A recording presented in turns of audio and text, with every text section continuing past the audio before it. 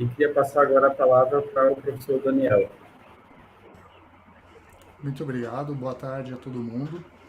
Quero começar agradecendo novamente a organização do Hacker Cidadão pelo convite e agradecer a honra de compartilhar esse painel com nomes tão importantes e interessantes. Eu vou compartilhar aqui uma apresentação também que eu fiz,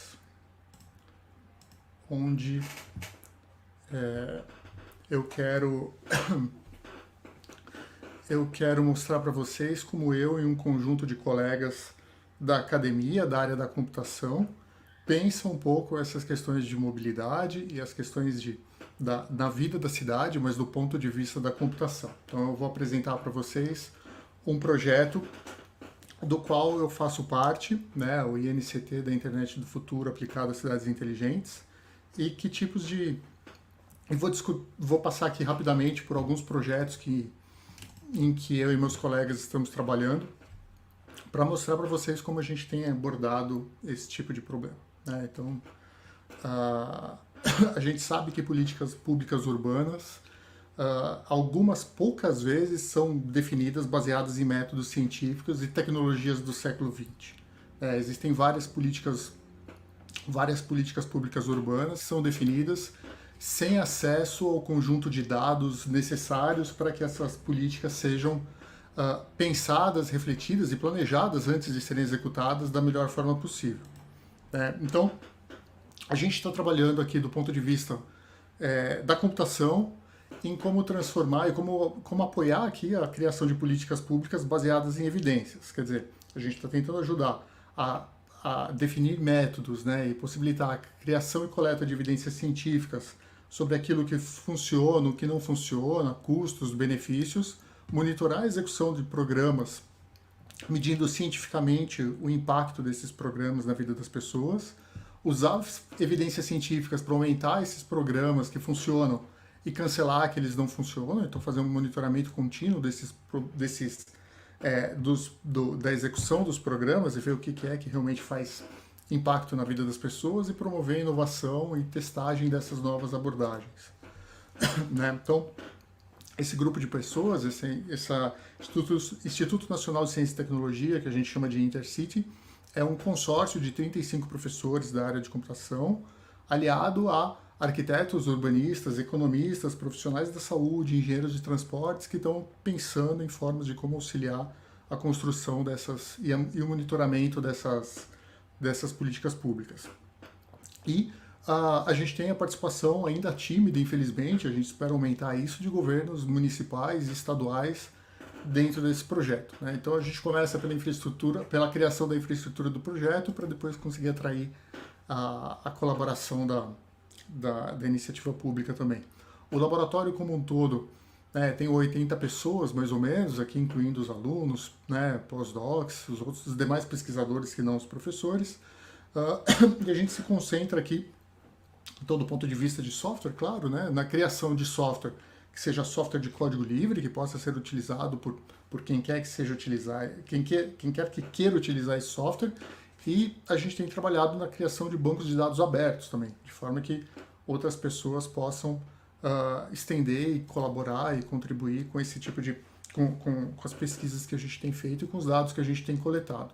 A gente tem construído esse projeto todo nessa visão de que a gente precisa de soluções para cidades inteligentes, que tenham foco em pessoas, né? Utilizem a tecnologia como meio e não como um fim, tenham foco em populações de baixa renda, em países em desenvolvimento dentro do nosso contexto e em bairros carentes. Né? A gente tem várias soluções high-tech que funcionam para as elites, mas talvez não funcionem tão bem para os nossos contextos.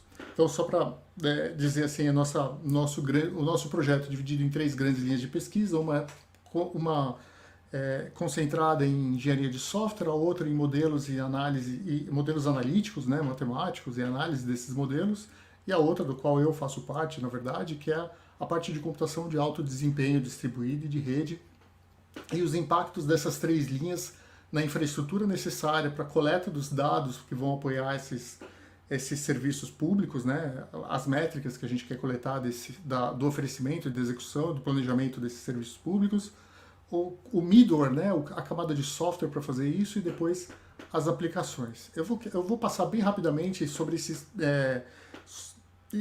falar aqui a ideia desses 6 projetos, só para vocês terem uma ideia do tipo de coisas que a gente tá pensando. Então, o primeiro projeto é o projeto que é a plataforma de software genérica que vai apoiar a coleta e a análise de todos esses dados, né? A gente tem um problema atualmente em que a gente depende de... A maior parte desses dados, de soluções de cidades inteligentes que a gente vê, são coletados por hardware e software que formam o que a gente chama de silo, né? Quer dizer, eles são independentes entre si, cada um atua de uma forma completamente independente, e depois a gente tem que ir lá e recuperar tudo isso. A gente está propondo uma solução horizontal que integre melhor esses softwares e que permitam que a gente tenha uma visão completa de todos os dados que são transmitidos e que são manipulados por todos esses dispositivos de internet das coisas, né, a IoT, que apoiam aqui isso que a gente chama genericamente de cidades inteligentes.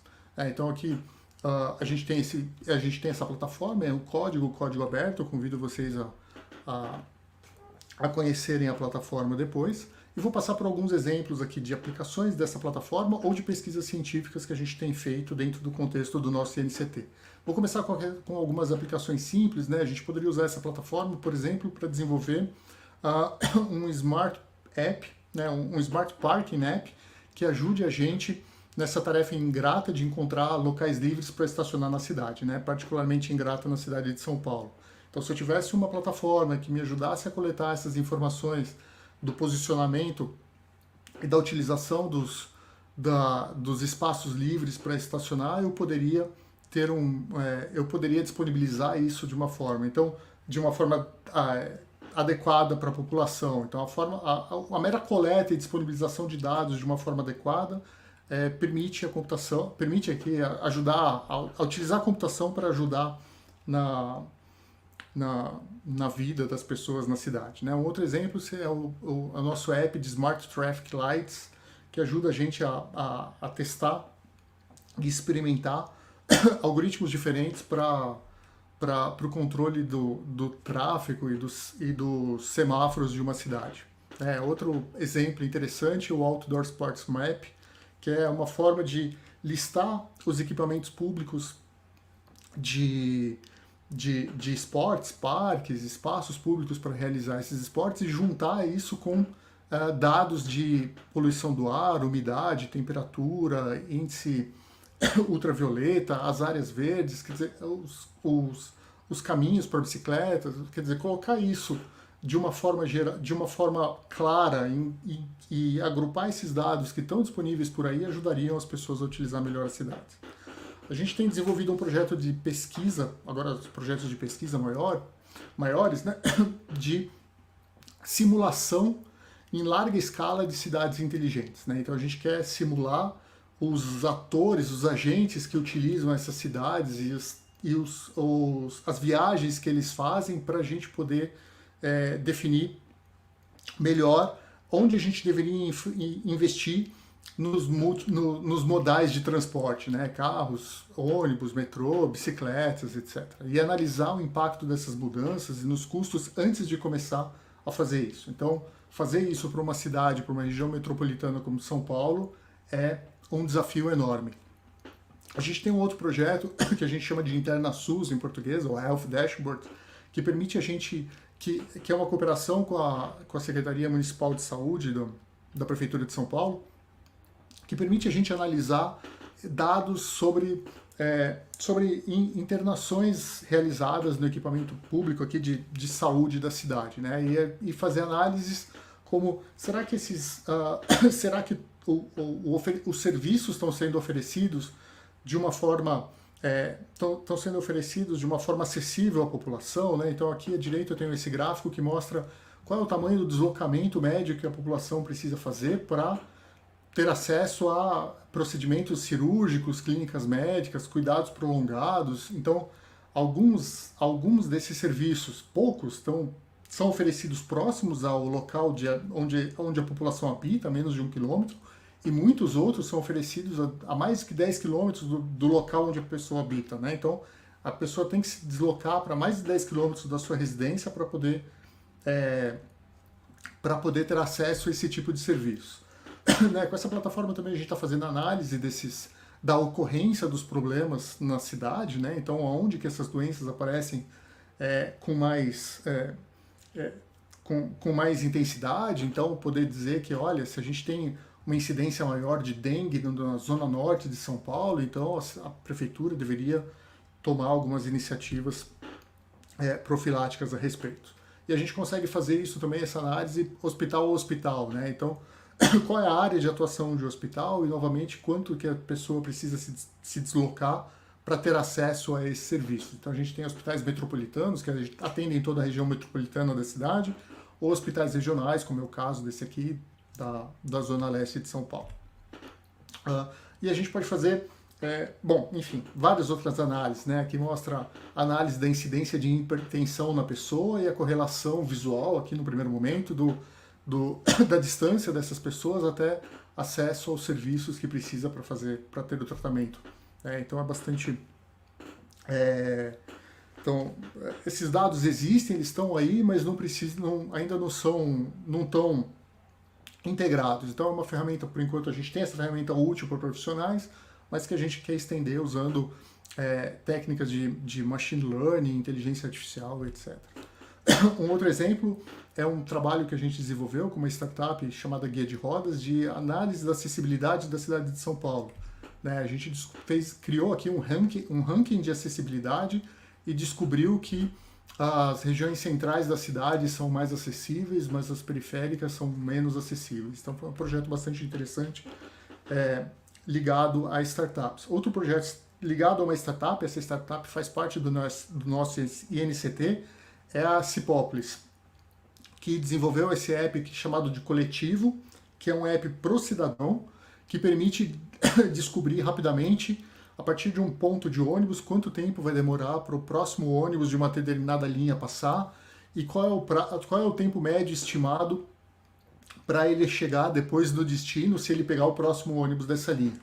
Então é um serviço que é útil para os cidadãos e que é muito útil para os gestores públicos. Né? Os gestores públicos conseguem utilizar essa informação que então é coletada e disponibilizada de uma forma adequada para determinar onde que eu preciso investir mais dinheiro, onde que eu deveria construir um corredor de ônibus, onde que o corredor já está ocioso, etc.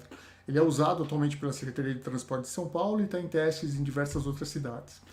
Que é um outro exemplo de painel para os cidadãos que permitiria ver para uma determinada linha qual que é a velocidade de hoje, qual é a velocidade média, fluidez, etc., para o cidadão poder utilizar melhor esses serviços. Aqui eu tenho outros exemplos.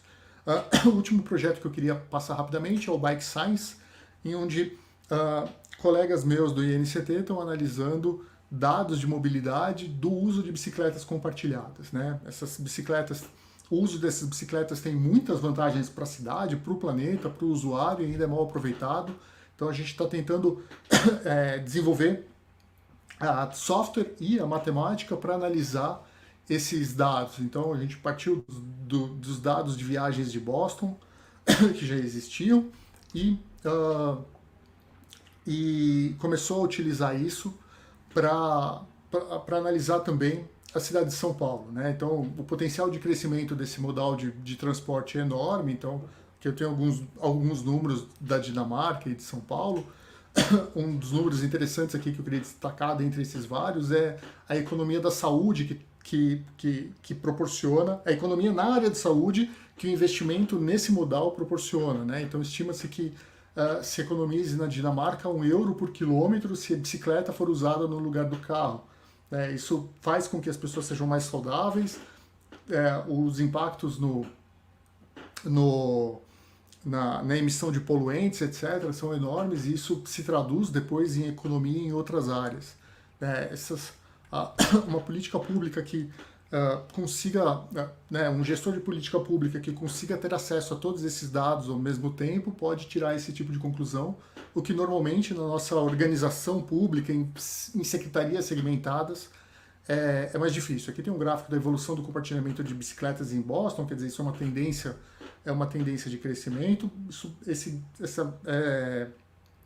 gráfico mostra como esses dados estão sendo usados para apoiar políticas públicas, quer dizer, a gente consegue fazer análise de quais são as viagens com mais com mais gente, né? Quais são os fluxos de viagens que tem mais gente utilizando, para depois, dado esses dados, construir mais vias de bicicleta, né? Mais ciclovias para apoiar essas pessoas a usarem cada vez mais. Aqui esse gráfico mostra aqui a evolução dessas ciclovias. Permite a gente fazer uma análise até do perfil das pessoas que estão usando. Então aqui tem alguns números sobre os mais apressadinhos, né, os speedsters. Então a gente sabe que as pessoas que mais correm nessas vias são majoritariamente homens, entre 25 e 30 anos, e um dado interessante é que eles são pessoas que moram lá, provavelmente, porque eles assinam o serviço, mas que moram longe do serviço, né? Então esses caras que mais correm são as pessoas que fazem as viagens 20% mais compridas do percurso. Né? E com análise de dados desse tipo, quer dizer, dos ônibus, como o caso da Cipópolis, ou dos casos das bicicletas, a gente consegue entender melhor os fluxos urbanos, né? Como é que são os fluxos urbanos dentro da cidade, entre os bairros, em finais de semanas, então, né, pensando no apoio à logística de turismo, e a gente está fazendo esse trabalho aqui em São Paulo também, com apoio da Tembici e com dados herdados da Yellow, né? Então, e também usando aqui os dados da pesquisa Origem e Destino que o metrô de São Paulo realiza de tempos em tempos. Então a gente acredita que a ciência da computação pode ajudar a melhorar a qualidade de vida das pessoas nas cidades, mas ainda há muito a ser feito. Esse muito a ser feito está ainda apoiado em várias áreas da computação aqui, seja no Meteor para permitir que a gente desenvolva software fácil de ser desenvolvido por outros desenvolvedores, no processamento, análise, de